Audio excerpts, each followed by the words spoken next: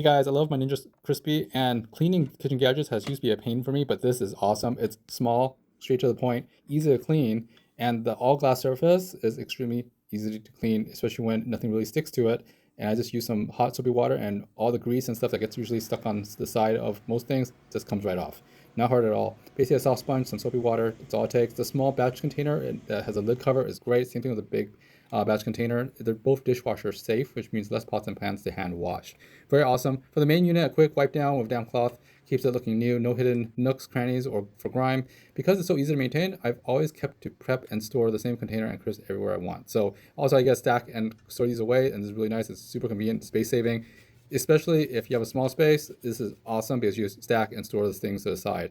And it takes a lot less footprint and space than a traditional air fryer.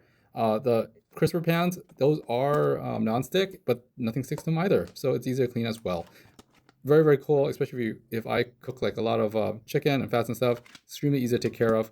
A lot less time to prep and eat, and making smaller portions like this is easier to clean anyways. Anyways, guys, thanks for watching. I'll see you next time. Bye-bye.